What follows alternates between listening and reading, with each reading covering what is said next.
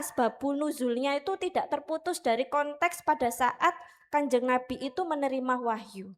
Bayangin sekarang kalau ada anak muda menerima amanah atau menjadi seorang pemimpin, mungkin mengalami hal yang sama nggak dengan Zaid pada saat itu? Diremehin nggak? Diragukan kapasitasnya nggak? Ya. Apa menelek enek arek cilik ngasih protes ke orang dewasa atau nuturi, bahasanya bukan nuturi ya, atau ngasih pandangan lain, enggak Bu, enggak Pak gitu, menurut saya itu begini, diremehin enggak? Nah, ternyata Rasulullah itu sudah menanamkan nilai-nilai MIWP gitu ya. Itu namanya dulu itu apa gitu, enggak ada ya MIWP gitu. Jadi sudah mengarus utamakan kepemimpinan orang muda gitu. Jadi yang dipercaya orang muda bukan orang dewasa atau orang tua pada saat itu. Nah, sekarang kita bedah. Next, Kak. Belum. Nah, saya mau tanya, bedanya pemimpin sama kepemimpinan itu apa?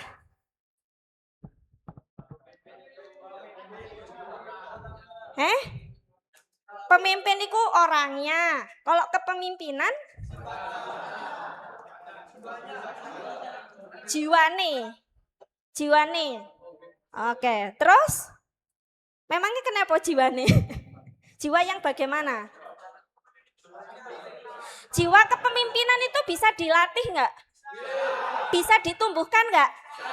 Misalnya nek ngomong kamu ku gak usah melo osim, kamu ku gak enek keturunane pemimpin, nggak usah. Itu benar nggak kata-kata gitu? Karena apa? Kepintaran, pengetahuan itu nggak bisa diwariskan begitu saja tanpa proses belajar gitu. Jadi kalau kata guru saya, zaman saya masih OSIS, kebetulan saya juga anak OSIS dulu ya. Set.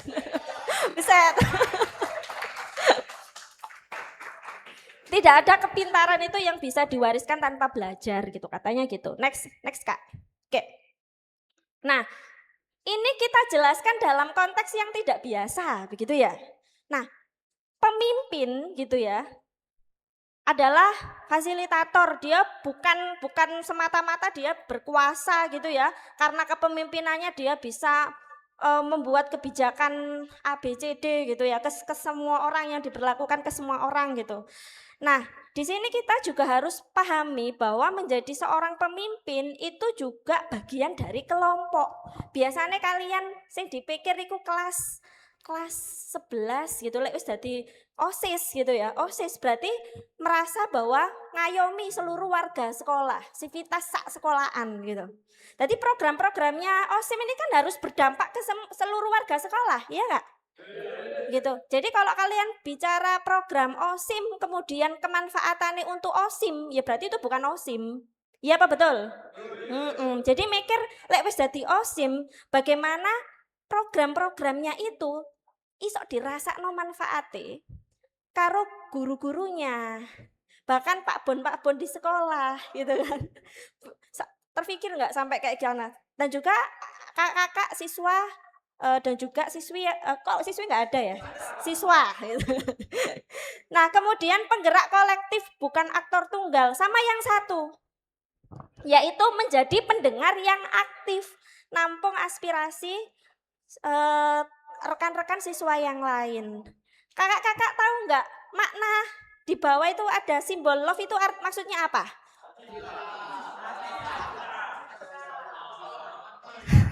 Hubungannya sama pemimpin ini apa? Simbol love ini.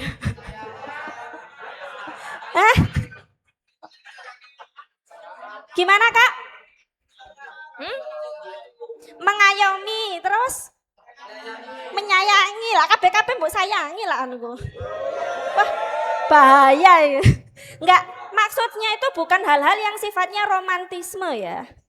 Ini tolong ditanamkan di hati kakak-kakak semuanya. Maksud saya tuliskan heart di situ karena menjadi seorang pemimpin itu harus lebih banyak mendengarkan. Daripada itu maksudnya itu kan her ya, mendengar, hear, mendengar. T-nya tok. Jadi kalau dari kan ada 5 kan? Ada 5 kan? H E A R. Kalian tuh diminta 4 kali mendengarkan daripada berbicara. Berbicara ini sekali tok ae. Gitu. Terpikir gak? Nyambung gak maksudnya? Artinya menjadi figur pemimpin adalah menjadi pendengar yang aktif. Jadi kita memaknai hati. Empati kita itu gak akan tersentuh kalau kita tuh ngomong terus gitu ya. Lah saiki aku emang ngomong rek ya. Ngomong terus. Jadi 4 kali mendengarkan, 1 kali berbicara. Tak ulangi lagi. Maknanya heard adalah 4 kali, 1 kali. Yes. Lebih banyak mendengarkan masukan, aspirasi. Ojo enek koncone ngomong gurung-gurung dipotong gitu. Wes Kak, kendali ada di saya ini gitu. Wes gitu kan. Atau yang inti-inti aja yang bisa ngomong gitu. Next. No, belum. Nah, ini berarti kalau pemimpin itu figurnya, kalau kepemimpinan itu adalah apa Kak di sana? Proses dan juga prakteknya. Ya kan? Caranya ngelit, menghandle, caranya membawa perubahan itu bisa dirasakan oleh orang itu seperti apa. Itu adalah proses kepemimpinan yang itu bisa terus ditumbuhkan dan dilatih. Nah, ini ada paradigma lama sama paradigma baru. Kalau dulu orang bicara pemimpin, itu sifatnya top down, dari atas ke bawah. Berarti itu kan instruktif, ya. Kalau aku gak disuruh ketua OSIMku bikin undangan ya aku gak gawe. Kalau ketua OSIMku tidak minta saya untuk mengumpulkan divisi-divisi ya saya tidak akan jalan gitu. Berarti itu kan sifatnya masih nunggu top down gitu, instruktif gitu kan. Ini paradigma lama, pikiran lama. Terus ada lagi berpusat pada kontrol gitu. Jadi dia akan bekerja ketika dia merasa diawasi. Kalau gak diawasi sopo-sopo ya gak kerja. Enek gak sing koyo ngono rek? Lek diawasi kerja, kalau nggak diawasi nggak kerja, ada nggak yang kayak gitu? Iku intimidatif jenenge, nunjuk ke orang gitu. Nah, kemudian menekankan pada komando. Tidak semua situasi itu bisa dikomandoi, iya nggak? Lek situasi dikomandoi kan artinya bisa dalam kendali pemimpin, tapi ada beberapa kondisi itu yang pemimpin nggak bisa ikut mengendalikan gitu. Nah, sehingga maknanya dengan nilai meaningful inclusion youth participation, maka paradigma itu mungkin akan bergeser gitu. Atau mungkin ditambal sulam, diperbaharui, yaitu dengan menekankan pada asas nilai partisipasi, kolaborasi, boleh ditulis Kak? Partisipasi, kolaborasi, inklusi, kemudian ini karena nggak kelihatan ya, berbasis relasi dan empati. Nah ini nilai-nilai nih harus ditanamkan ya. Sama membagi kekuasaan atau power sharing. Lek kuwabeh membagi kekuasaan itu maknanya begini. Lek misalnya ketua OSIM dianggap sebagai sosok figur pemimpin yang serba bisa dan dia bisa melakukan apa saja, desain flyer yo DE, terus kemudian bikin apa? Bikin biasa apa lek kerjaannya OSIM itu? Bikin proposal yo dia, bagi undangan yo dia. Berarti ini kan tidak power sharing. Jadi terlalu berdaya itu lek bagi pemimpin itu gak apik. Iya Kak? Nyari pemimpin itu oke yang serba bisa, tapi kalau dia misalnya serba bisa ya, tapi ketika dia melakukan kerjaan dan tidak di-sharingkan pembagian peran siapa melakukan apa gitu ya. Nah itu nanti jatuhnya otoriter, ya enggak? Karena semuanya itu dibawa kendali dia. Jadi artinya orang-orang dibawa kepemimpinannya itu tidak merasa bermakna. Gitu ya, Pia aku lah mau bantu desain tapi ketuaku dan desain sendiri gitu. Jadi serba bisa dalam struktur organisasi dan itu diayai, bahasa diayai apa ya? Dihandle sendiri sama si ketuanya itu bukan iklim organisasi yang sehat. Adakah yang kayak gitu di OSIM MA? Enggak ya, aman ya? Aman. Next. Yes. Nah, ini contoh nih, misalnya ya, ketika kalian MIWP itu kayak gini, Rek. ketika kalian datang di sebuah pesta misalnya, ke pesta sunatane koncoe neng OSIM misalnya, gitu kan.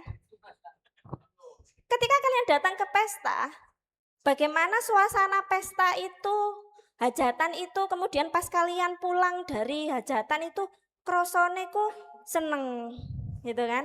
Seneng, terus merasa bermakna gitu. Seneng weteng wareg gitu ya. Terus dapat berkat dan lain-lain. Nah, tapi ketika kalian datang ke sebuah perhelatan pesta hajatan, tapi kok gak oleh makan, makannya gak enak, gak kebagian gitu ya. Terus desak-desaan misalnya. Nah, itu misalnya contoh gambaran di organisasi itu juga begitu. Bagaimana memastikan bahwa orang yang gabung di OSIM sampai periode jabatan selesai, itu dia nambah ilmunya, ngerasa bermakna, merasa diakui, merasa dilibatkan. Gitu. Semoga perumpamaan itu masuk gitu ya. Nah, di sini partisipasi biasa sama yang nggak biasa, yang bermakna itu yang seperti apa sih? Gitu. Jadi kalau kalian ikut organisasi, kalian hanya hadir tok, gitu, hadir saja secara fisik, atau misalnya diminta saat perlu tok, gitu.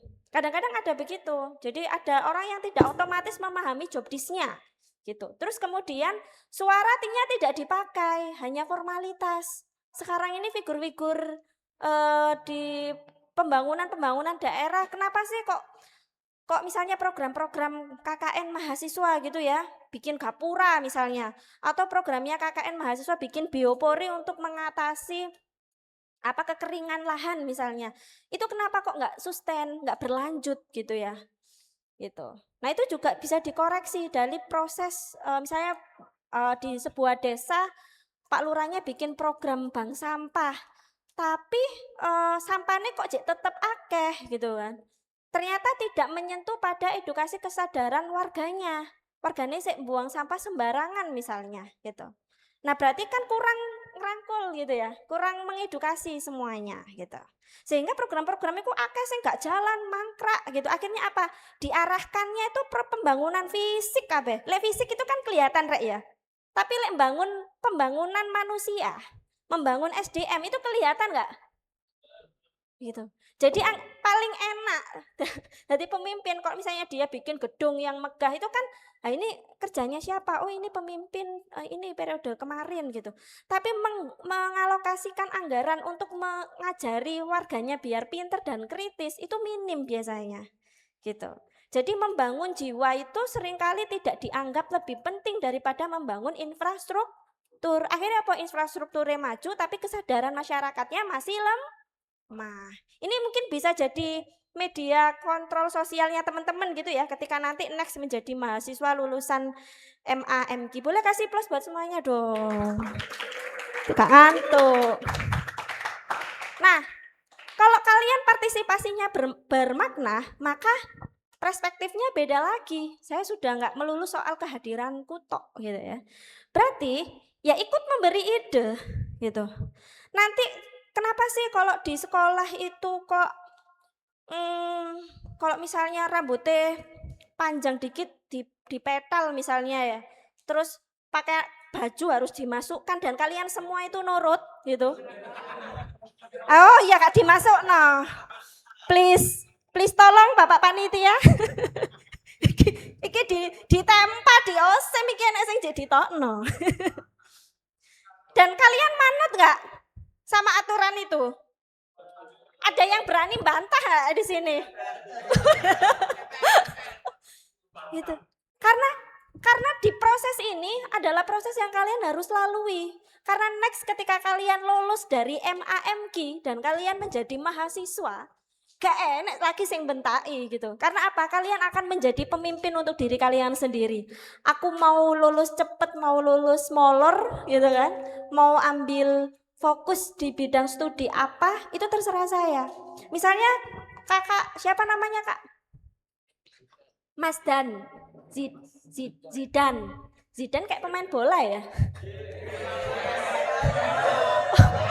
Iya.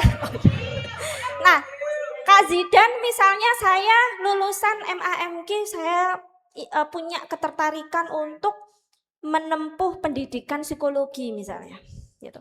Psikologi, misalnya psikologi. Nah, dalam proses aktivisme seorang mahasiswa, gitu, misalnya ya. Ini nggak apa-apa nanti biar teman-teman punya gambaran gitu. Yang namanya psikologi itu kan macam-macam. Ada psikologi sosial, ada psikologi industri. Aku pengen bekerja di next time kayaknya jiwa saya itu bukan jiwa sosial, saya tuh lebih ke jiwa industri kayaknya, gitu misalnya. Misalnya ya. Terus kemudian saya kayaknya pengen jadi psikolog yang bisa nyeleksi orang-orang ketika bekerja di perusahaan gitu. Oh, berarti kan masuknya psikologi industri, jadi HRD next time gitu. Tapi ada juga psikolog yang misalnya saya sebagai psikolog lulusan MAMK, saya punya ketertarikan di isu-isu sosial. Gara-gara dulu waktu saya di OSIM, saya suka diminta untuk konseling anak-anak yang berantem gitu misalnya ya. Misalnya yang mengalami bullying gitu. Akhirnya dia mengambil prodi jurusan psikologi sosial. Nah, pas dia udah menyelesaikan psikologinya, dia ambil psikolog forensik.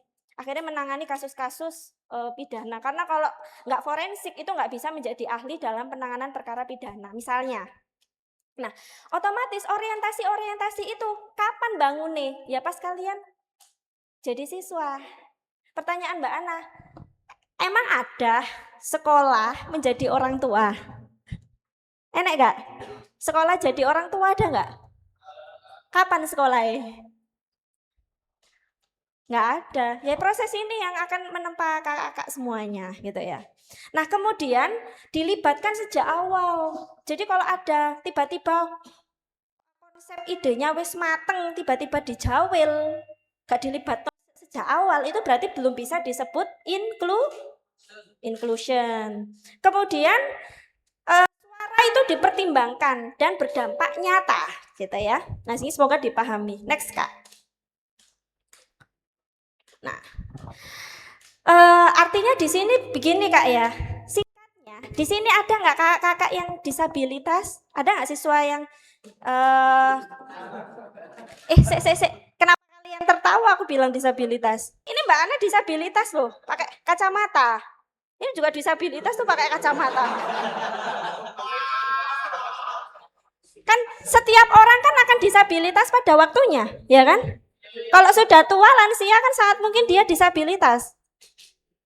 Di sini ada lift nggak? Kalau mau naik ke lantai 3 ada liftnya nggak? Hah? Belum ada. Masih proses. Berarti maksudnya sekarang ini kan bangunan itu kan harus inklusi. Jadi kalau misalnya ada orang tua usianya 78 naik ke lantai 3 ini aksesibel nggak?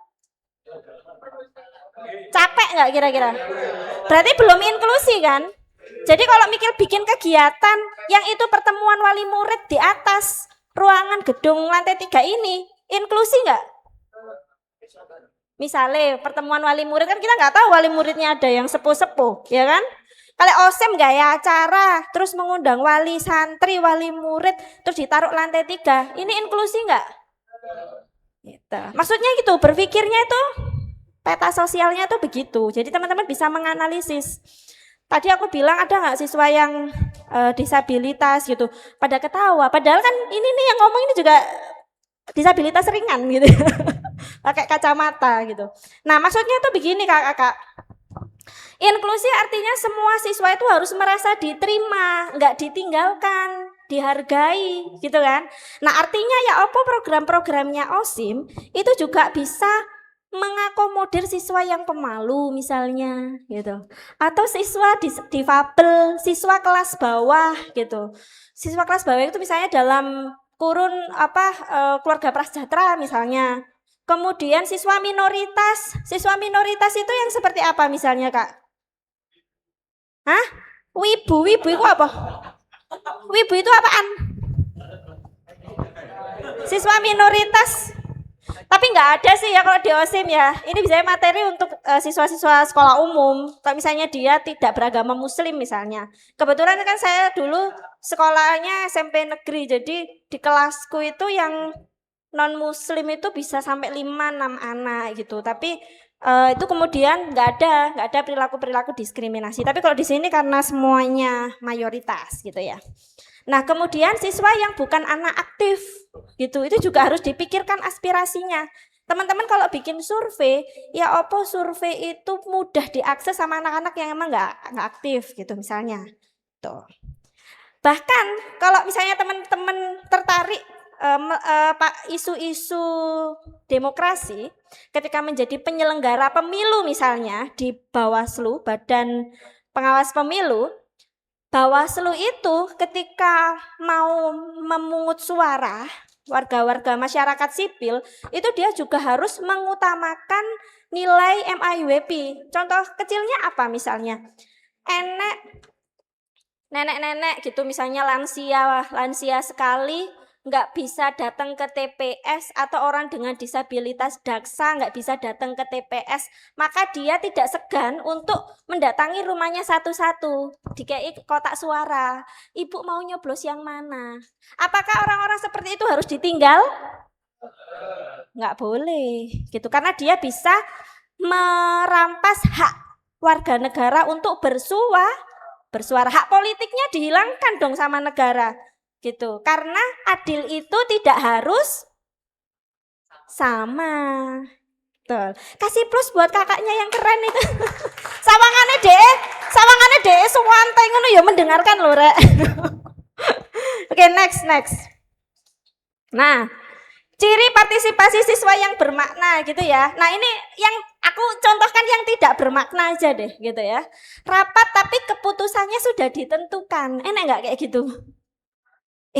Iki kok ngene, tak toto ya. Iki kok kira-kira keputusannya iku ABCD ngono.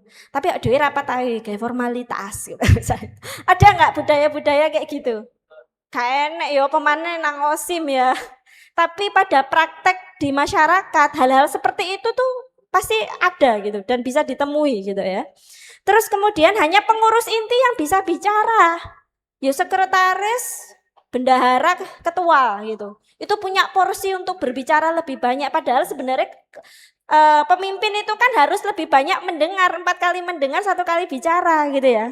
Tapi ada satu situasi di mana kok pemimpinnya kok banyak ngomong daripada mendengar, kan ini patut dicurigai ini. Ada kepentingan apa ini? Enggak seperti itu. Oke, next. Kemudian siswa lain hanya jadi panitia pelaksana gitu, atau aspirasi dikumpulkan tapi tidak ditindaklanjuti, ditampung tok. Ada tipikal pemimpin itu yang sukanya nampung masalah atau istilahnya belanja masalah. Masalahnya itu diinventarisir, dikumpulin, tapi habis itu nggak ada tindak lanjut apa-apa gitu. Tuh, next. Nah, pemimpin itu bukan yang paling depan, enggak, gitu. Jadi semboyan tuturi handayani itu memang betul-betul harus terpatri gitu ya, terinternalisasi dalam diri figur pemimpin. Ada saatnya dia di tengah, di depan, di belakang gitu kan. Lek misalnya di sini ada yang daki gunung nggak? Pernah puncak ke gunung nggak? Hiking, ada yang gemar hiking nggak? Neng gunung di Gunung Pujasera Kebonrojo. Nggak pernah di apa? Selamat. Selamat. Penanggungan biasanya ya. Nanggungan. Nah, kalau misalnya ada yang tumbang satu kan nggak mungkin dia terus kemudian besok mulung gue kene aku tetap tak sampai puncak, kan nggak mungkin ya. Ya sih. Karena pemimpin itu sing punya hati yang lebih luas gitu. Jadi bukan soal siapa yang menang dan siapa yang kalah gitu. Nah, di sini adalah pemimpin itu ya memastikan semuanya tuh nggak tertinggal gitu. Gak boleh ada satupun yang tertinggal gitu. Misalnya dalam konteks lagi ndaki ning gunung apa nggak oleh nek sing tertinggal. Lek satu yang tertinggal, satu gak usah munggah kabeh. Karena partisipasi itu jauh lebih berat daripada berjalan sendiri. Iya apa gak? Gitu. Kalian kalau misalnya mau sinau guru buat ngelolosin satu enggak cocok. Contohnya apa misalnya? Kalian mau berwisata ke Batu Malang misalnya. Budal dewe karo rombongan lebih gampang rombongan apa dewe? Dewe. Rombongan itu kan banyak dramanya ya. Ribet, koordinir, cek harga, cek lokasi, bidding hotel, bidding villa, dan lain-lain. Tapi kenapa kok kita itu diminta untuk kolektif? Ternyata kerja partisipasi itu kerja yang berat, tapi maknanya itu dalam, ya nggak sih? Tapi di situ ada kenangan, di situ ada kebersamaan. Di OSIM juga gitu.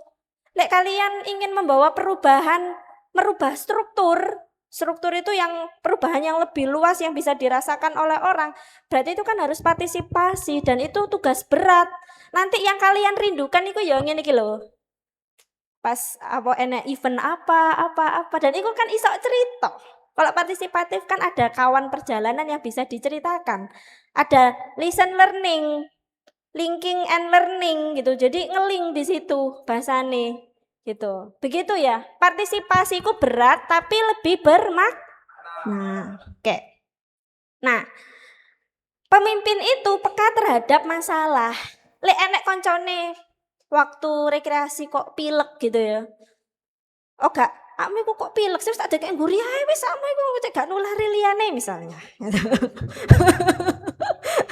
Jadi harus sedia P3K misalnya gitu.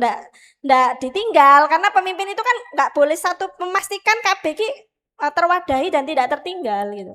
Peka terhadap masalah, membuka ruang partisipasi, menciptakan lingkungan yang aman. Nanti Mbak Ana akan paparan beberapa data kasus yang kami bersamai gitu ya. Nah, peka terhadap masalah itu seperti apa sih gitu kan? Di sini singkatnya adalah memiliki kesadaran tidak semua siswa itu merasa aman. Kalian harus pahami bahwa nggak semua orang yang bersekolah di MAMG itu merasa aman. Iya apa enggak?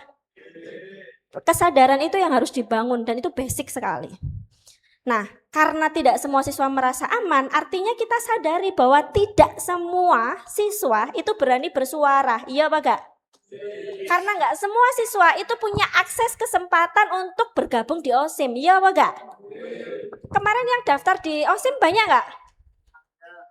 Banyak yang nggak diterima nggak? Iya. Artinya nggak semua punya ruang untuk bersuara. Dan itu kalian harus sadari. Nah, kemudian masih ada perilaku bully di lingkungan pendidikan. Iya apa enggak? Nggak tahu ya Mbak ya, aku nggak tahu ya. Masih ada nggak? Enggak. Bisa menjamin bahwa itu nggak ada? Jadi Kak Ana ini sehari-hari aktivitasnya saya, kita belum banyak cerita ya. Jadi saya tuh bekerja di Women Crisis Center Jombang, lembaga pendamping perempuan korban kekerasan. Gitu, aktif di LPBH, Lembaga Penyuluhan Bantuan Hukum Nahdlatul Ulama. Ternyata tadi saya pertama kali datang ke MAMG, terus saya lihat di foto-foto kepala sekolah, ternyata di situ ada dulu mantan kepala sekolah sini itu dosen saya waktu masih di UIN gitu ya. Akhirnya batin saya itu terhubung gitu sama nilai-nilai ideologis yang dosen saya ajarkan, tapi beliau sudah almarhum, Bapak Makinuddin. Nah di situ saya merasa bahwa penting anak-anak sekarang itu harus ditransformasi realita-realita yang mungkin nggak diajarkan di sekolah. Karena berbicara ini ya, dalam konteks peka terhadap masalah, itu 70% itu belajarnya di luar sekolah biasanya. Makanya kalau kalian jadi mahasiswa pun belajar jadi mahasiswa itu kan 144 SKS sudah lulus gitu ya. Tapi lebih banyak, misalnya satu semester 6 bulan, kalian kuliah cuma 4 bulan, yang 2 bulan ini nggak ngapa-ngapain gitu ya. Nah di situ itu menjadi proses belajarnya kalian untuk tertarik pada organisasi. Kalau output di OSIM itu baik, next nanti kalian masuk ke perguruan tinggi, itu akan bisa kelihatan gitu. Mana yang mahasiswa yang kuliah pulang atau biasanya kita sebut itu mahasiswa kupu-kupu, kuliah pulang sama mahasiswa yang memang benar-benar sudah tertanam nilai-nilai organisatoris gitu. Karena pemimpin itu kan sifatnya macam-macam. Ada ini kalau di level mahasiswa itu diajarkan. Karakter pemimpin itu ada yang dia organisatoris. Ada yang dia visioner. Ada yang dia penolong. enek pemimpin yang pragmatis. Gitu. Nah, kalian akan bisa mengidentifikasi kira-kira aku iki pemimpin yang seperti apa ya, gitu. Wis gak? Wis anu gak? Aku iki pemimpin itu ada pemimpin yang penolong. Pemimpin penolong itu bawaane engko lek enek sing kesusahan ditolong, enek sing kesusahan ditolong. Tapi ada yang pemimpin organisatoris. Gitu. Nah, sifat-sifat itu akan bisa teridentifikasi manakala teman-teman terampil bersentuhan dengan berbagai problem yang ada. Kembali ke pengalaman. Sehari-hari Mbak Ana ini melakukan aktivitas pendampingan untuk perempuan-perempuan yang menjadi korban kekerasan, gitu. Nah, aktivitas saya sehari-hari di Pengadilan Negeri Jombang. Di sini ada yang tahu Pengadilan Negeri Jombang? PN, Kejaksaan, ngerti gak? Gak ngerti. Jadi perkara yang paling banyak ditangani di Pengadilan Negeri itu nomor 1 itu kasus narkotika. Jadi kalian tahu Jomplangan stasiun itu, ada yang tahu lapas Jombang? Siapa yang tahu mlebu lapas? Gak, kan mlebu lapas itu kan gak harus di penjara toh, Rek. Iya kan? Bisa aja studi tour, studi banding, lihat di sana. Ngapain juga siswa studi banding? Nah, kalau kalian di sana kan kayak di Makrifat Bila itu loh, yang perapatan itu belakangnya itu kan lapas Jombang. Yang pondok Makrifat Bila yang merah itu yang gede, nah belakangnya Makrifat Bila itu lapas. Nah itu daya tampungnya 300 orang, tapi penghuninya itu bisa sampai 800-an lebih. Nah orang banyak masuk dalam kasus kejahatan di lapas itu nomor 1 perkara yang paling banyak diadili itu adalah perkara narkotika. Yo nyabu, yo pil koplo, yo sembarang-barang gitu kan. Ya. Perkara nomor 2 yang paling banyak ditangani oleh hakim di Pengadilan Negeri Jombang itu adalah perkara kejahatan asusila. Gitu. Nggak, ini sebagai pengetahuan OSIM aja. Trennya Jombang ini apa sih tuh? Nanti saya buka-bukaan data. Ini datanya nggak semua saya lepas, nanti kakak pingsan gitu. Nah, ini 75 kasus kekerasan seksual itu kompleksnya itu meningkat gitu ya. Jadi kami Mbak Ana dan teman-teman tim di kantor, teman-teman kalau misalnya di sini bisa bawa gadget nggak sih? Boleh bawa gadget, nggak boleh ya? Nggak boleh. Nah kalau misalnya akses internet di Instagramnya itu WCC Jombang. Nah teman-teman Women Crisis Center, jadi teman-teman bisa cek di situ informasi datanya di situ. Informasi layanan yang disediakan juga di situ. Nah, di sini kami selama setahun 2025 kami nangani 127 kasus kekerasan gitu. Dan macam-macam KDRT, tindak pidana, istri bunuh suami, ngeri-ngeri yang diceritain emang ya. Istri bunuh suami atau aborsi paksa dan lain-lain. Dan 75%-nya adalah kekerasan seksual. Yang mayoritas korbannya rentang usia 14 tahun sampai 18 tahun. Gitu. Otomatis kan ada yang level-levelnya MA gitu kan. Nah, next. Nah, ini rentang usia pelakunya nih ya. Pelaku-pelaku kekerasan itu mayoritas usianya 25 sampai 50 tahun. Gitu. Biasanya kalau di sini bisa ngakses buku yang sempat viral kemarin nggak? Yang Broken String? Sempat baca gitu nggak sih? Bukunya sempat viral itu. Broken String. Ditulis sama siapa? Hah? Aureli. Enek artis jenenge Aureli. Dia mengalami pelecehan seksual pada saat itu usianya 15 tahun. Berarti kan si anak. 15 tahun dia mengalami grooming gitu. Jadi child grooming. Jadi diperdaya. Gitu, diperdaya sama seorang pria dewasa. Gitu. Nah, pertanyaan Mbak Ana, apakah hanya perempuan yang bisa menjadi korban, kakak-kakak? Apakah hanya perempuan aja yang bisa jadi korban? Laki-laki bisa jadi korban nggak? Ini kesadaran untuk mengakui bahwa laki-laki itu juga tidak selalu harus disetting sosial menjadi figur yang kuat. Iya apa enggak? Laki-laki kalau nangis emangnya nggak boleh? Laki-laki boleh nangis nggak? Boleh. Selama kalian mondok pernah nangis nggak? Gitu. Karena apa? Sekarang ini harus dipahami betul, Mbak Ana ngisi sosialisasi yang mayoritas anaknya cowok-cowok. Dia itu punya keyakinan dalam dirinya bahwa laki-laki itu nggak bercerita.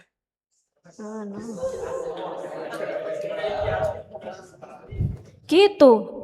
Katanya laki-laki nggak bercerita. Apa itu cerita itu? Itu kan perempuan aja yang cerita. Laki-laki mah nggak bercerita gitu. Lek anak osim, yo ojo berpandangan seperti itu. Karena nggak ada masalah yang selesai tanpa komunikasi. Kalian dua masalah tapi gak pernah cerita sama sekali, beres gak masalahnya? Yang realistis aja, gak bakal selesai. Kalian tidak sekuat itu. Kadang-kadang gitu. Kadang-kadang gitu. Jadi harus mengakui bahwa menjadi pemimpin itu punya sisi-sisi manusiawi bahwa saya bisa nangis gitu ya. Pemimpin itu bukan nggak bisa nangis, enggak. Saya punya seorang senior, dia dulu satu organisasi. Kalau Mbak Ana dulu di UIN itu aktif di Himpunan Mahasiswa Islam gitu. Di situ kita itu banyak berdialog. Saat ini tuh dia setelah jadi ketua KPU Jombang, kemudian sekarang dia jadi hakim ad hoc di KPK. Di Tipikor, Pengadilan Tipikor Surabaya. Karena yang ditangani itu persoalan-persoalan korupsi dan itu berat gitu ya. Karena menjadi hakim itu kan manusia ya. Walaupun orang sebut bahwa hakim itu kan wakil Tuhan di bumi gitu, di dunia. Sampai akhirnya satu momen di mana ada situasi yang membuat dia tuh kok rasanya kok nggak bisa nangis ya saya ya gitu. Saya kok nggak bisa nangis ya. Terus kemudian dia merenung. Dia sholat malam, kemudian pokoknya ya apa carane nawa itu aku kudu nangis. Karena hakim lek gak iso nangis kan bahaya. Iya kan? Menjadi pemimpin kalau tidak bisa menitikkan air mata, itu kan bahaya kan? Kalau gak bisa menangisi situasi kan arti otomatis kan dia gak bekerja dengan empati gitu loh. Gitu. Jadi memang sebisa mungkin hatinya tuh harus lembut, tapi gak titik-titik nangis enggak kayak gitu juga. Tapi menjadi figur pemimpin harus kembali fitrah bahwa kita adalah manusia biasa gitu ya, yang mungkin luput dari kesalahan.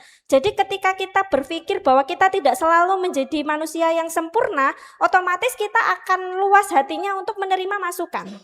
Iya gak? Gitu. Jadi enek pemimpin yang gak pernah siap menerima masukan, gak pernah siap menerima kritik dan selalu merasa benar. Itu jangan-jangan gak tahu nangis arek iki kan. Atine atas gak gitu kan. Nah, itu perlu kita pikirkan gitu. Sebagai refleksi aja. Nah, kembali ke profil korban sama pelaku. Mayoritas korban rentang usia itu ya. Kalau pelaku itu pasti lebih dewasa, jauh lebih dewasa. Gitu. Sekarang kita cek di tingkat pendidikan. Next. Nah, pekerjaan siapapun itu bisa jadi pelaku tidak memandang pendidikan gitu. Sepanjang Mbak Ana bekerja di lembaga Women Crisis Center, pelaku model latar belakang apa aja saya pernah mendampingi. Teman-teman boleh sebut profesinya.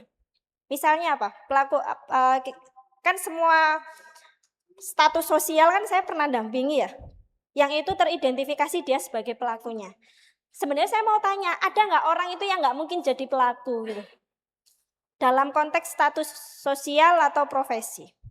Teman-teman boleh cek. Boleh sebutkan profesi apa? Tukang becak pernah jadi pelaku? Apa? Sing diomongno kok out of the box ini sere, penggali kubur, pemulung. Wes, kasih wes metodenya tak ganti. Lah sing disebut itu sing di luar nurul le. Enggak, jadi dalam perkara apapun itu selalu teridentifikasi. Jadi Mbak Ana mengidentifikasi ada 6 kekerasan yang terjadi di lingkungan kerja. Terus di tahun lalu pelaku tokoh agama juga.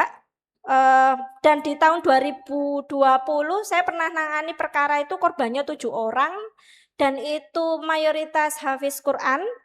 Hafal Quran itu 5-7 juz kakak-kakak, dan dia masih usia 15 tahun dan pelakunya adalah tokoh agama gitu. Nah, kemudian di perkara-perkara berat lainnya yang itu terjadi di lingkungan pendidikan kami juga pernah membersamai gitu. Nah, artinya sebenarnya modus operandi kekerasan mau kayak beratnya seperti apa, teman-teman bisa menjadikan lembaga kami sebagai laboratorium, tapi dalam konteks penelitian dan riset begitu ya. Gitu. Tapi karena kalian seusia-usia sekolah, maka saya tidak akan banyak menceritakan soal ini, tapi kita fokus pada materi kepemimpinan. Tapi ini fakta yang teman-teman mungkin harus tahu, oh ternyata di luar sana itu ada kasus-kasus ngeri lainnya gitu. Next. Semoga aman-aman semua ya di MK ya, nggak ada yang jadi korban, nggak ada yang jadi pelaku. Kebetulan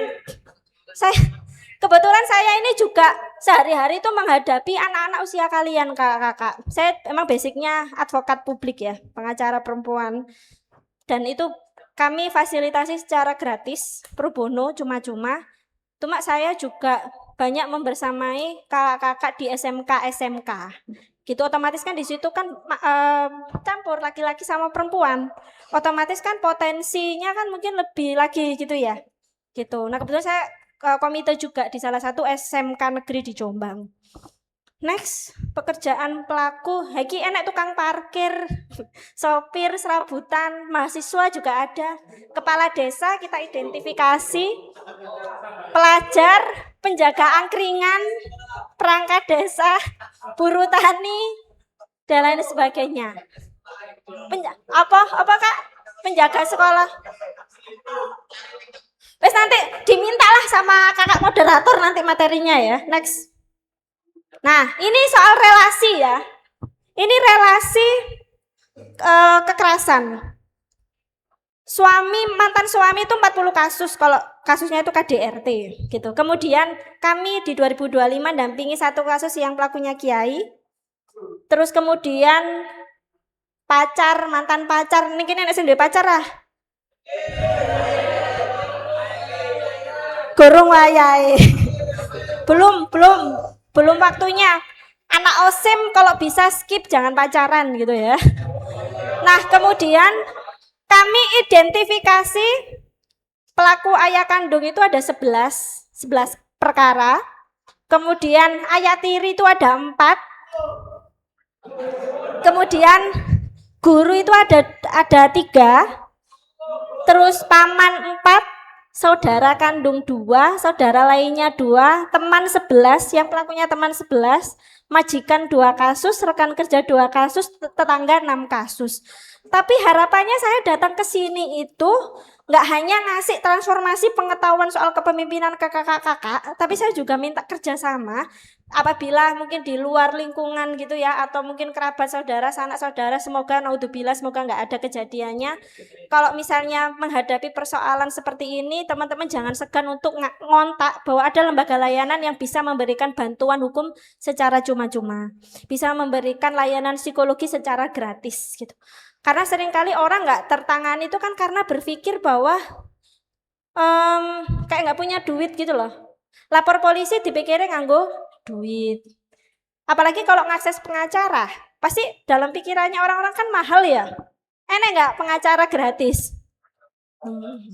Tapi ada gitu kan. Dalam konteks dia pendamping untuk perlindungan anak perempuan. Next.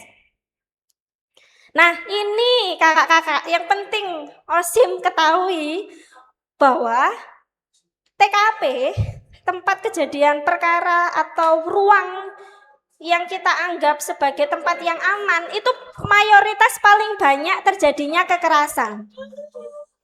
Ini bukan untuk ditertawakan ya, tapi untuk diinternalisasi, dipahami.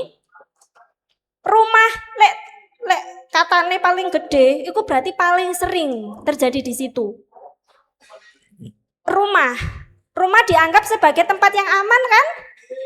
Tapi di situ juga paling sering terjadinya tindak pidana kekerasan. Kemudian rumah kos, rumah nenek korban, persawahan. Ya. apa mana? Jalan raya, toilet, terus villa, perpustakaan sekolah kita juga mendapati kasusnya, hotel, truk di atas truk, arek sing kabur, arek anak pang-pang begitu, itu TKP-nya di atas truk gitu. Bahkan pernah sampai dia itu loncat dari truk gitu.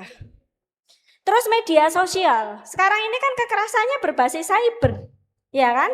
Kami kemarin nangani kasus siswa SMA kelas 11, dia kenalan sama seorang laki-laki lewat game Mobile Legend. Di Mobile Legend iku kan enek koyo apa sih Kak? Kayak beli apa sih yang nanti bisa dapat emoticon yang lucu-lucu itu loh. Gift. Nah, dia tuh apa gila game banget, si cewek ini tuh gila game banget. Terus kemudian dia kenal sama seorang laki-laki yang tidak diketahui identitasnya. Kemudian dia sering ditransfer untuk beli apa tadi? Gift diamond. Beli itu terus kemudian sering dikirimi grab food di sekolahnya. Jadi pas istirahat itu si cowok itu ngasih kirim, tapi dia nggak pernah ketemu secara langsung. Jadi kenalnya hanya pacar virtual gitu ya. Apa mana pacar virtual gitu. Kemudian suatu ketika si laki-lakinya itu merasa berkorban banyak, udah sering transfer untuk beli diamond itu ya, untuk beli gift-gift yang lucu-lucu itu. Nah, sampai suatu ketika si lakinya itu minta password untuk password emailnya user sama passwordnya itu dikirim sama si ceweknya itu gitu. Kalau kamu percaya, kalau aku kan udah sering transfer kamu, kalau kamu percaya sama aku ya minta passwordnya sebagai jaminan nanti nggak diputusin kayak gitu. Sampai akhirnya dikasih Kak gitu. Sampai suatu ketika si cewek ini fotonya diedit gitu, diedit pakai menjadi gambar-gambar asusila telanjang kayak gitu, padahal itu bukan apa tubuhnya gitu. Diedit dan itu disebarkan di grup kelas 12 gitu. Akhirnya dia down karena itu bukan wajahnya juga bukan tubuhnya, tapi mukanya itu ditempel di foto-foto telanjang kayak gitu. Akhirnya dia trauma dan dia down sekali. Nah, yang bisa lesson learning-nya yang kita bisa ambil adalah ternyata kita lupa. Kenapa kok kekerasan di media sosial itu menjadi nyata dan banyak sekali gitu ya? Karena kita berpikir bahwa tubuh kita itu tubuh yang kasat mata yang bisa dilihat. Sementara kita lupa di ruang cyber itu ada tubuh digital. Iya Bang? Password itu tubuh digital kita enggak? Identitas kita enggak? Sama pentingnya dengan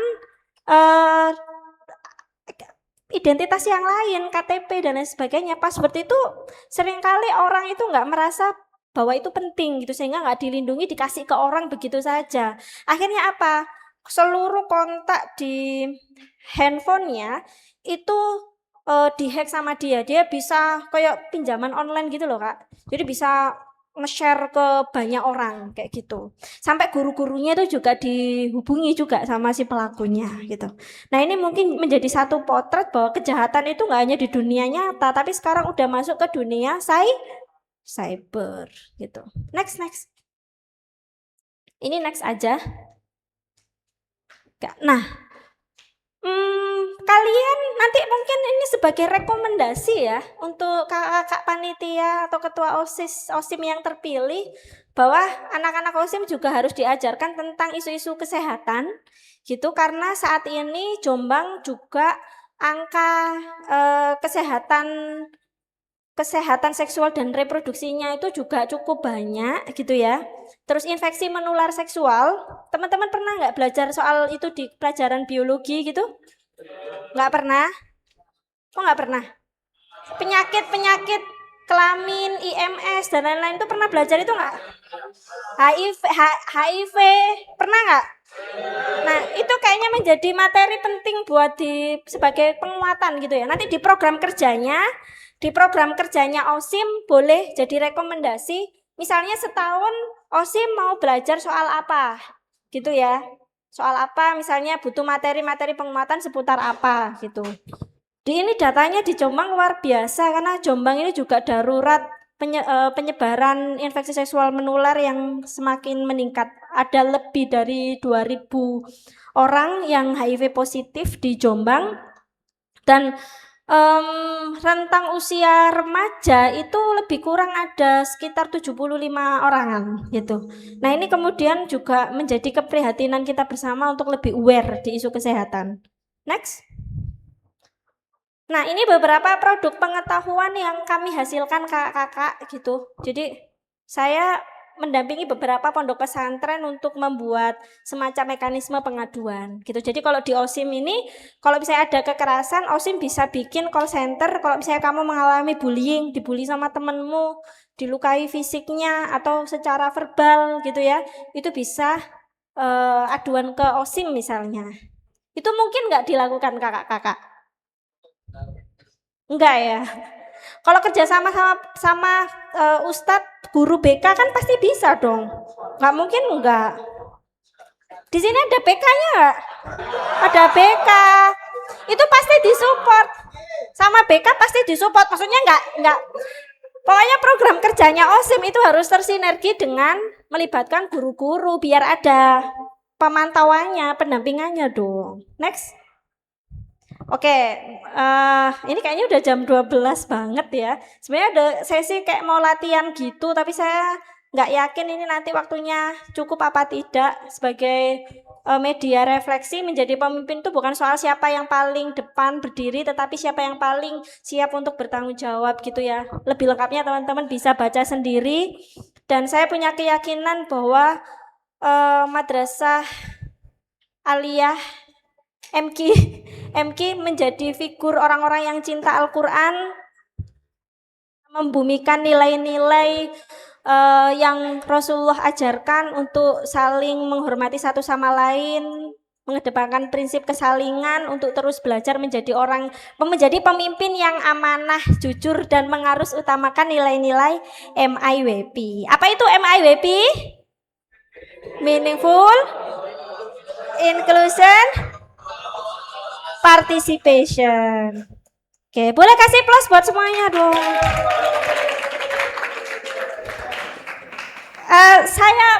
Saya patuh sama jamnya moderator gitu ya. Tapi mungkin next kita bisa bikin yang emang bener-bener pelatihan ini kayaknya cuma sosialisasi aja ya Kak ya. Gitu. Ya. Baik, terima kasih. Beri tepuk tangan yang meriah kepada Kak Ana.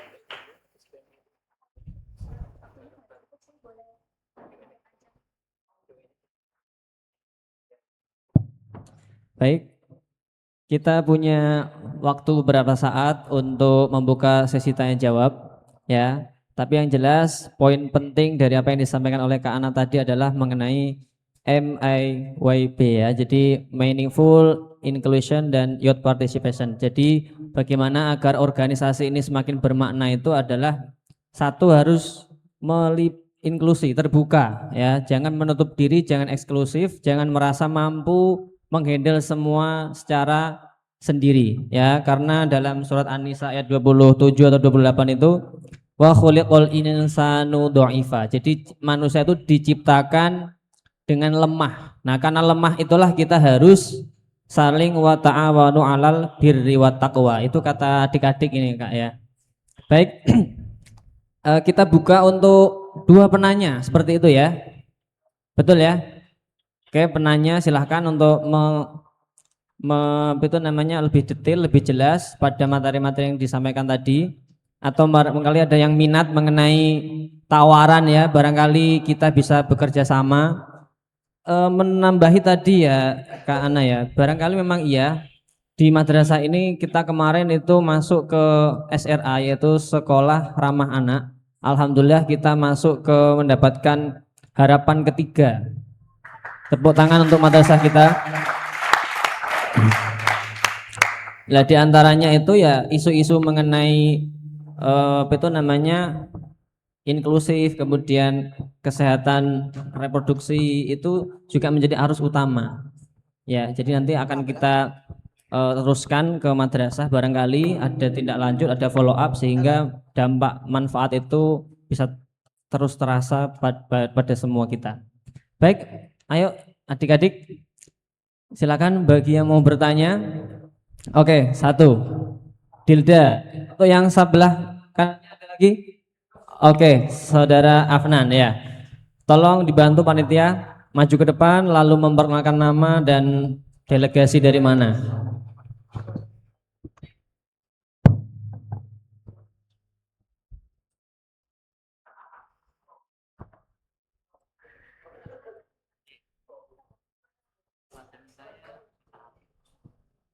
Ya, terima kasih. Lanjut.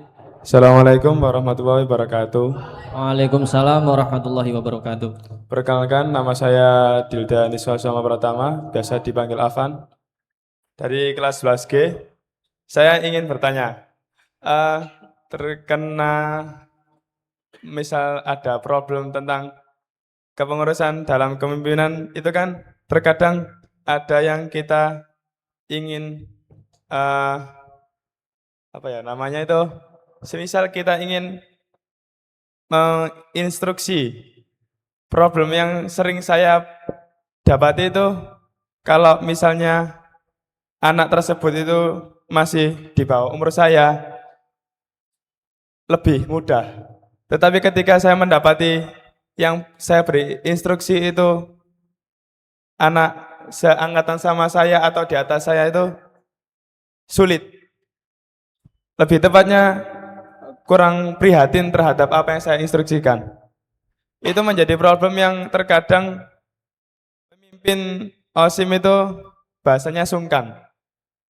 Dan lebih tepatnya akhirnya mereka tidak pede untuk memberikan instruksi kepada tersebut. Oke, terima kasih. Poinnya diterima. Oke, terima kasih Mas Dilda. Mas Afan. Mas Afan. Baik, pertanyaan kedua oleh saudara Afnan.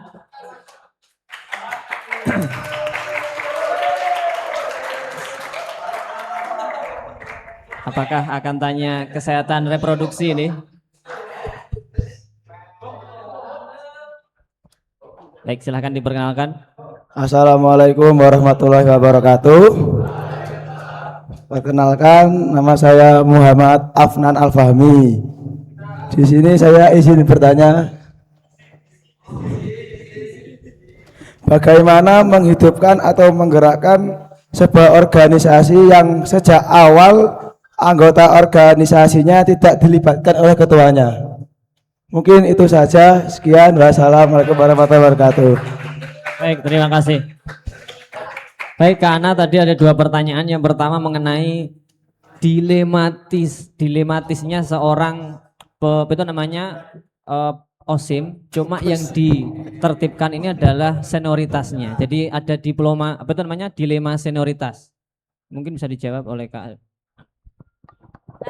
Afan ya. Kak Afan sama Kak Afnan. Kembar ini saudara. Oke, sekarang kita mau memvalidasi masalahnya Kak Afan dulu.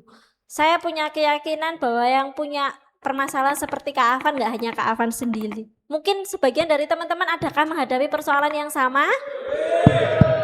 Jadi kalau misalnya kakak memberi arahan begitu ya, arahan pada saat event apa, ngasih petunjuk-petunjuk, arahan ke siswa adik kelas mungkin gampang, tapi bagaimana ketika sekelas gitu ya, seusia ataupun di atasnya, agak nggak dihiraukan, itu kan rasanya nggak enak banget gitu ya. Nah, seringkali kecakapan-kecakapan itu bisa juga di awalnya tuh begini Kak. Seringkali model penyampaian mungkin ya gitu kan, penyampaian. Saya juga punya keyakinan bahwa semua yang ada di OSIM tidak semuanya punya kemampuan public speaking yang baik, iya apa enggak? Ya. Nah, biasanya kemampuan public speaking itu gak ono ilmu sing teori harus seperti apa, tapi emang harus sering-sering pegang mic sih gitu kan. Saya kayaknya harus ke bawah biar enak. Pernah nggak di OSIM itu pas pegang mic gini itu kayak gugup, kaku, gitu? Ada nggak? Gitu. Jadi ketika saya mau menyampaikan himbauan, petunjuk, arahan, saya tidak merasa percaya diri ketika yang saya openi gitu ya, yang saya kasih himbauan itu adalah orang-orang yang jauh lebih senior dari saya. Nah, seringkali pembawaan itu kan kemudian sangat berpengaruh ya, mulai dari intonasi, performance-nya, kemudian cara mengartikulasikan perintahnya, itu sangat ngaruh nggak? Ngaruh. Mungkin next nanti di programnya teman-teman harus belajar public speaking juga.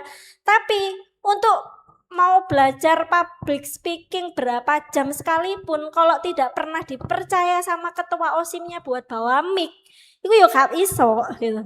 Jadi emang harus dibagi peranannya di OSIM. Misalnya sing biasanya langganan jadi MC, iku sebisa mungkin digeser ke yang belum pernah jadi MC, dikasih teksnya gitu biar terampil. Sing biasanya langganan untuk jadi seksi acara itu harus di rolling gitu. Jadi ada pendistribusian peran. Jadi tadi materi soal power sharing. Tapi ketika misalnya itu sudah disampaikan dengan bahasa yang santun, tapi kok tetap gak memperhatikan. Nah, itu bisa jadi problemnya bukan di sampean, Mas Afan, bukan. Tapi memang kultur, kultur masyarakat kita gitu, atau mungkin kultur budayanya masih belum terbangun kesadaran tidak penting siapa yang bicara, tapi yang penting adalah apa yang disampaikan, begitu ya. Nah, kita kadang-kadang nggak perlu kita berpikir ideal juga gitu. Kadang-kadang perlu nih hanya menyampaikan. Persoalan orang itu paham apa tidak itu kan di luar kontrol kita. Kalau kita berpikir bahwa orang itu harus paham dengan apa yang kita sampaikan dan harus menuruti, semuanya harus menuruti apa yang kita sampaikan, otomatis kan ya sakno sing jadi guru ya. Guru itu kalau nerangin misalnya 40 siswa kan gak kabeh pinter, gak kabeh yo paham. Tapi kewajiban seorang pemimpin gitu, seorang figur panutan dan teladan yang menyampaikan persoalan itu paham atau nggak paham, sesuai apa yang diinstruksikan atau tidak, itu kan di luar kontrol kita, gitu ya. Jadi kadang-kala jadi pemimpin itu capeknya itu capek level berlapis. Kalau kita berpikir bahwa semua orang itu harus manut apa jariku, gitu. Misalnya, aku bilang A, B, C, D, orang harus manut ke aku, itu enggak gitu. Yang penting tanggung jawab kita adalah kita mengorkestrai gitu ya. Bahasanya apa ya, mengorkestrai. Jadi memandu, ya sudah gitu, selesai. Tapi persoalan itu kemudian menjadi tidak dilaksanakan atau tidak, itu ada sesuatu di luar kontrol diri kita yang mungkin itu nanti jatuhnya menjadi tantangan organisasi. Apa yang menjadi tantangan individu, gak boleh berhenti di individu dong, ya kan? Harus, kalau misalnya itu menjadi masalah di Mas Afan, maka Mas Afan harus mengembalikan itu menjadi masalah organisasi. Jadi solusinya nanti munculnya di organisasi, bukan di Mas Afannya, gitu ya. Kalau udah burnout banget itu menjadi masalah individu, oke. Kita sadari bahwa ini adalah masalah organisasi, bukan masalah saya, gitu ya. Habis itu nanti teman-teman fresh, nggak stres-stres lagi, gitu. Semoga bisa menjawab ya, karena itu, masalah Mas Afan ketika dibawa ke forum evaluasi organisasi itu menjadi masalah organisasi, gitu ya. Lek di pendem Mas Afan dewe dan itu hanya disampaikan person per person, itu bukan masalah organisasi, nanti jatuhnya personalitas, gitu. Nah, kemudian kepada Mas Afnan. Mas Afnan. Tadi spesifiknya soal apa, Kak?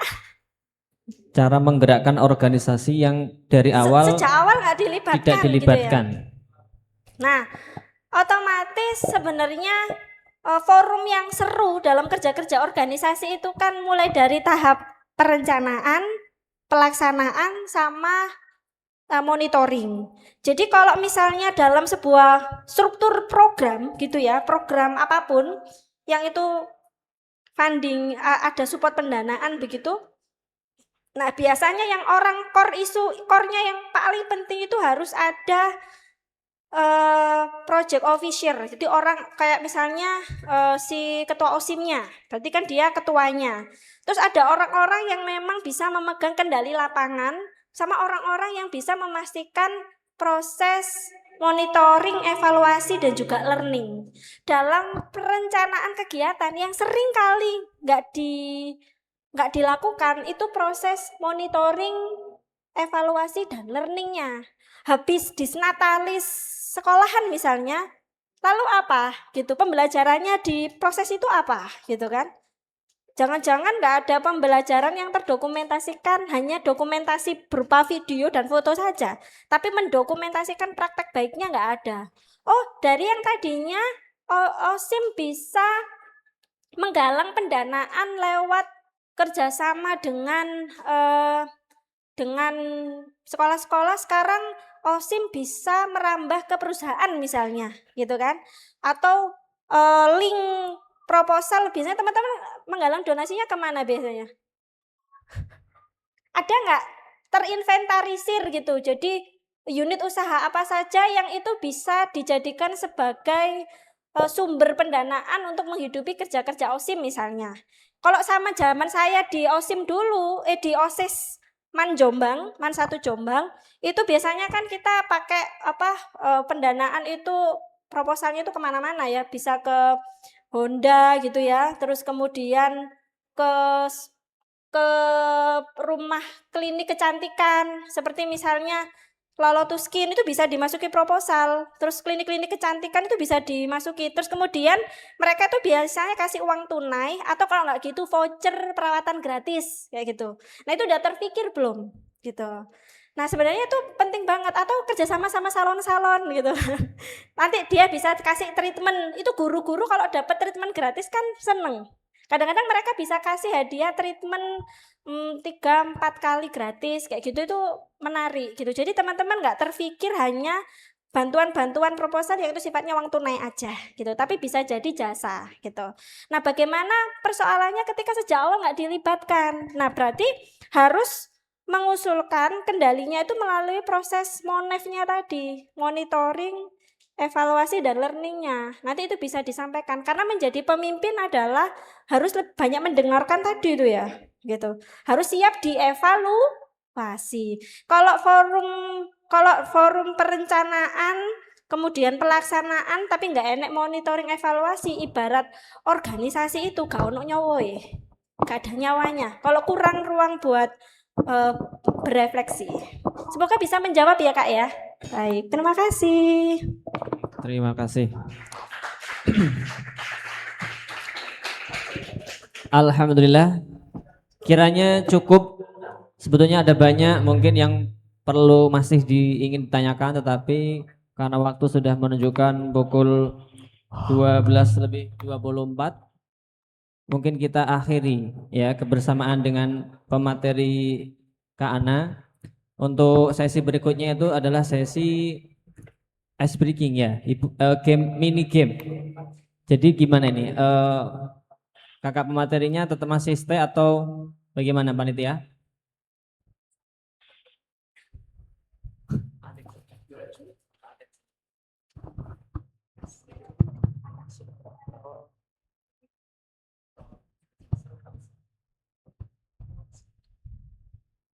Mungkin nanti dari konsep ice breakingnya Bapak Umam, konsepnya Pak Umam memberikan suatu topik, misal langsung saya contohkan saja, misal merek mobil, dia harus bisa menyebutkan satu kata ataupun lebih tidak apa-apa, tetapi berkaitan dengan kata tersebut dan tidak boleh diawali dengan kata atau kata yang menunjukkan bahwa itu mikir terlebih dahulu. Dan jika nanti dia nanti ketahuan mengeluarkan kata-kata mikir tersebut, bisa dikasih konsekuensi dari Pak Umam.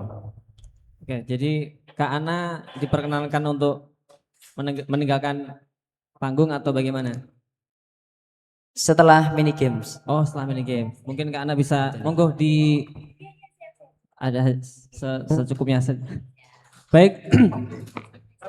Ini mati, silakan monggo. Baik, kita panggil ya. Sudah siap ya?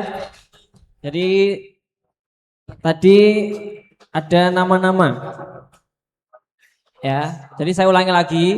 Kita akan mengadakan mini game. Sudah tadi di prolog bahwasanya kita akan memilih beberapa nama-nama yang terpilih ya untuk kita ajak main game, lalu kita tantang ya, ada challenging yaitu memulai menceritakan satu kosakata sebanyak mungkin menit yang nanti untuk dihabiskan dan tanpa ada awalan atau me atau hal-hal lain yang itu terindikasi lemot ya, mikir loading gitu ya. Baik, langsung saya pilih ini ya nama-namanya ya.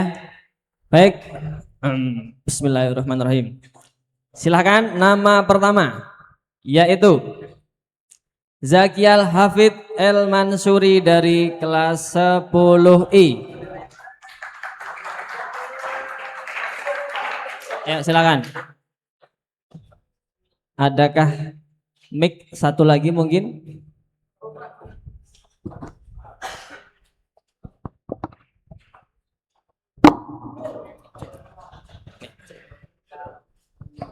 Diberi waktu berapa menit ini teman-teman panitia? Satu peserta diberi waktu berapa detik atau berapa menit?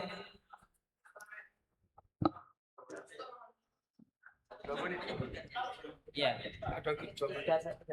Apa? 3 detik. 3 detik.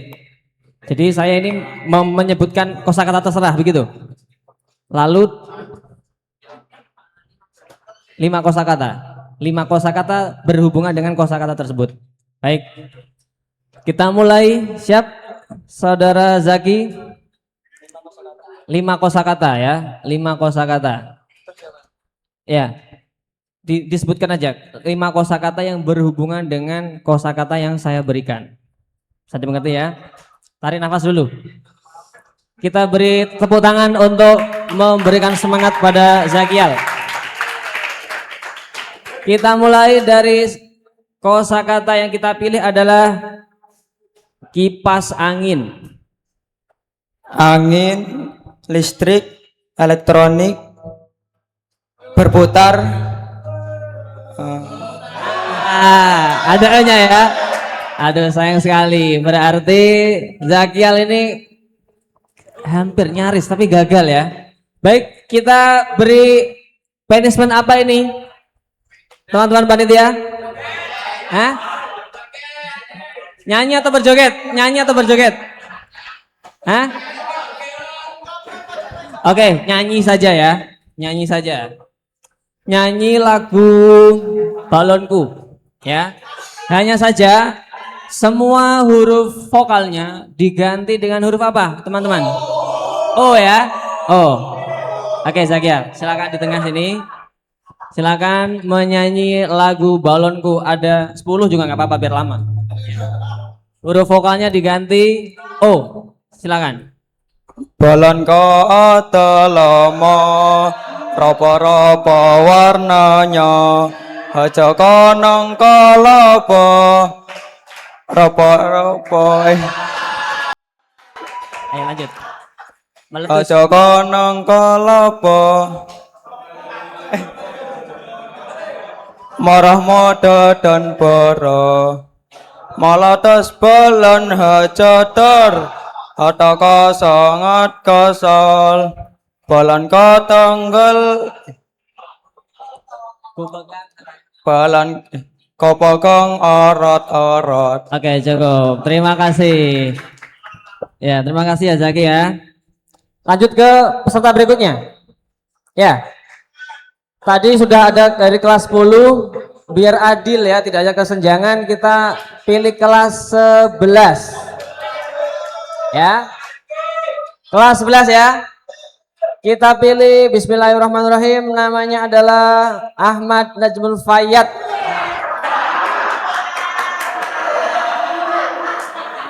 Wah.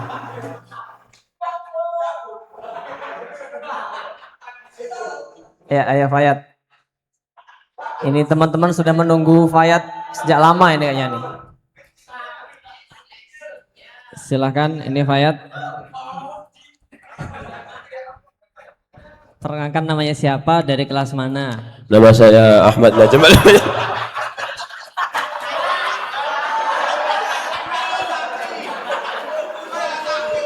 Asal kelas 11B. Oke, 11B. Siap ya Fayat ya? Yaitu sama seperti tadi tantangannya, saya akan memberikan satu kosakata lalu sebutkan 5 kata yang merepresentasikan kata tersebut ya, dengan tanpa diawali a, o atau yang lain. Ya, yang gampang. Baik. Saya mulai dari kata gampang.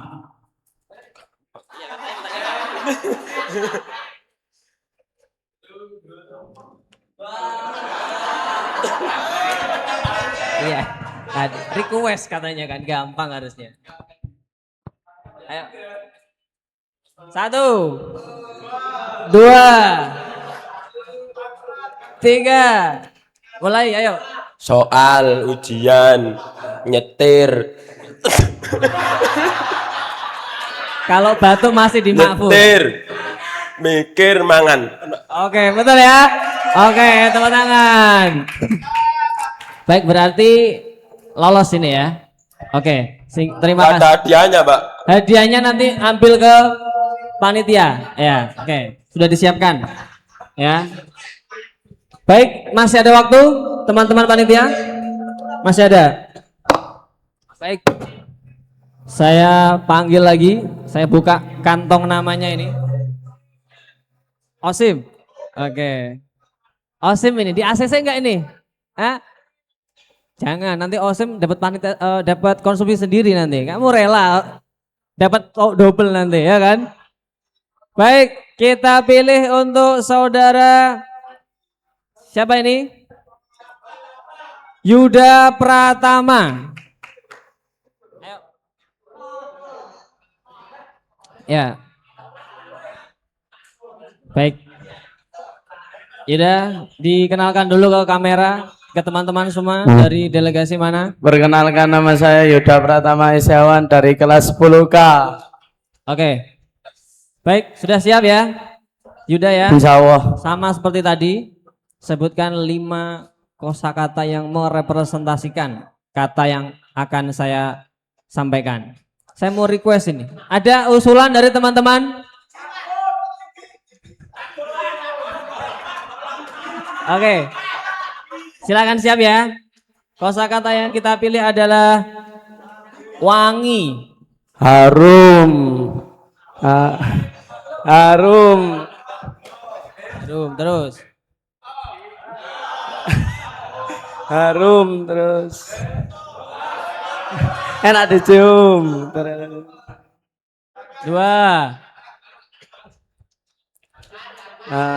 Nggak enak. Gagal berarti Yuda. Sama Yuda, berarti tantangan kamu kita beri hukuman apa lagi nih? Hah? Hah? Velocity. Apa namanya? Two step dah. Aja wis. Ini kan siang ya. Jadi silahkan pimpin barangkali 20 detik gerakan senam singkat aja ya. Gitu aja. Biar semangat gitu loh ya. Oke, silakan monggo. Bagaimana, Pak? Pimpin gerakan-gerakan senam ya. Gerakan-gerakan senam. Ya. Jangan deket-deket, udah di sini aja.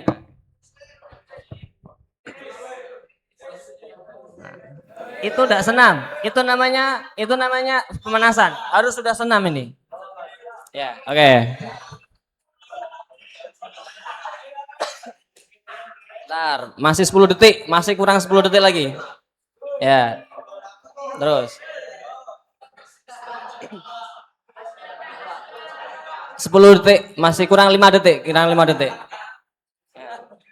Ya. Oke, cukup. Terima kasih. Beri tepuk tangan yang meriah untuk Saudara Yuda. Barangkali sudah cukup ya. Baik, jadi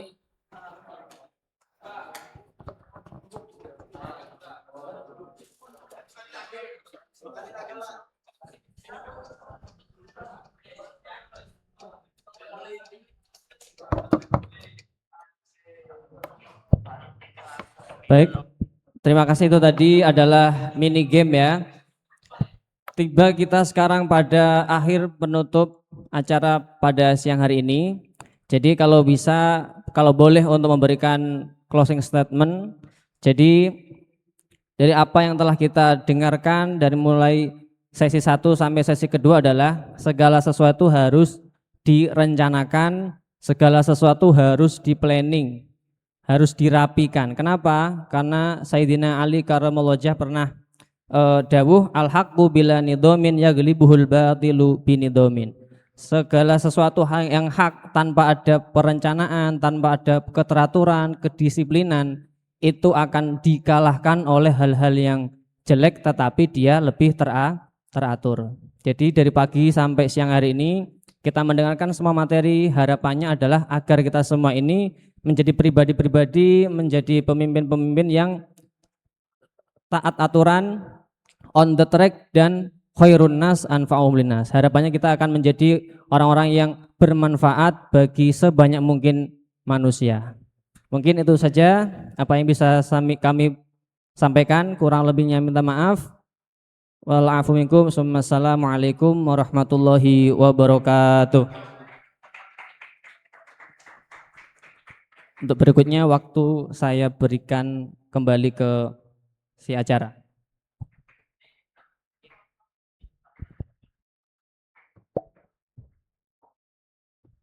Terima kasih kami haturkan kepada Bapak Moderator, Bapak Saiful Umam, Magister Pendidikan.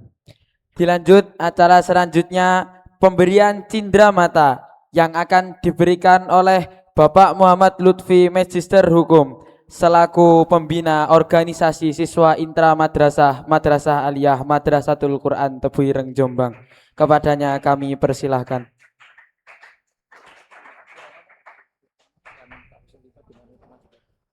Bu Ana Abdillah dan Bapak Husnul Ibad dimohon untuk maju ke panggung utama.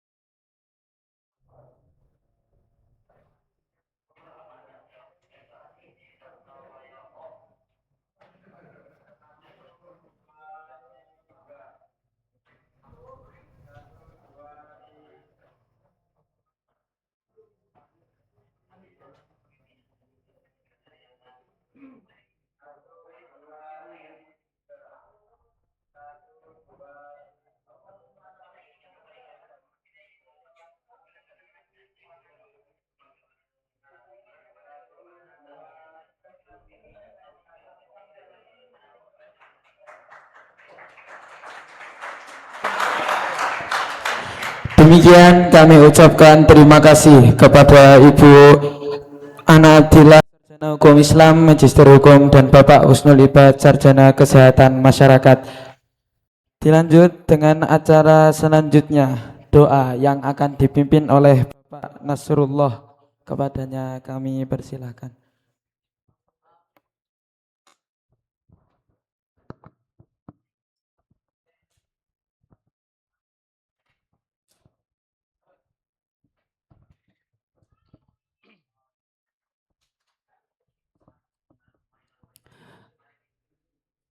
Assalamualaikum warahmatullahi wabarakatuh. Al-Fatihah. Bismillahirrahmanirrahim. Alhamdulillahirabbil alamin. Arrahmanirrahim. Maliki yaumiddin. Iyyaka na'budu wa iyyaka nasta'in. Ihdinas siratal mustaqim. Siratal ladzina an'amta 'alaihim ghairil maghdubi 'alaihim waladdallin. Amin. A'udzu billahi minasyaitonir rajim. Bismillahirrahmanirrahim. Alhamdulillahi rabbil alamin. Allahumma salli ala sayyidina Muhammad wa ala ali sayyidina Muhammad. Allahumma a'inna ala dzikrika wa syukrika wa husni ibadatik. Allahumma ighfir lana dhunubana wa liwalidina wa liwalidayna warhamhum kama rabbawna shighara. Allahumma inna nas'aluka bihaqqi suratil Fatihah wa asrariha an tuyassira lana umurana wa taqdiya hawaijana wa tuhassila maqasidana wa an taj'ala hadhihi madrasatan nafi'atan fid din wad dunya wal akhirah وأن تجعل أولادنا وتلامذنا من أهل العلم وأهل الخير وأهل القرآن برحمتك يا أرحم الراحمين. اللهم بارك لنا في رجب وشعبنا وبلغنا رمضان. اللهم بارك لنا في رجب وشعبنا وبلغنا رمضان. اللهم بارك لنا في رجب وشعبنا وبلغنا رمضان. ربنا هب لنا من أزواجنا وذرياتنا قرة أعين واجعلنا للمتقين إماما. اللهم ربنا اغفر لنا ولإخواننا الذين سبقونا بالإيمان ولا تجعل في قلوبنا غلا للذين آمنوا ربنا إنك رؤوف رحيم.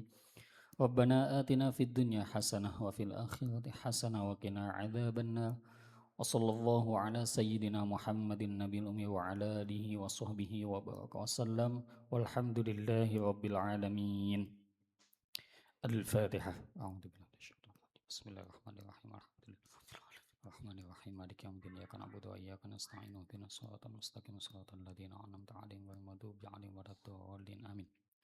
السلام عليكم ورحمة الله وبركاته.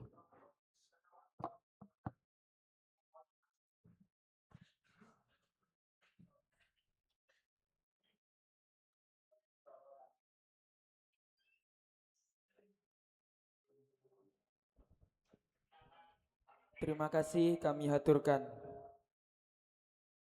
Dilanjut dengan acara yang terakhir yakni penutup. Marilah kita tutup acara pada siang hari ini dengan bacaan hamdalah. Alhamdulillahirabbil alamin.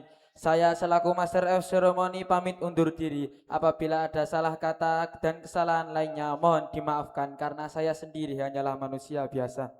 Wassalamualaikum warahmatullahi wabarakatuh. Dilanjut dengan sesi foto bersama.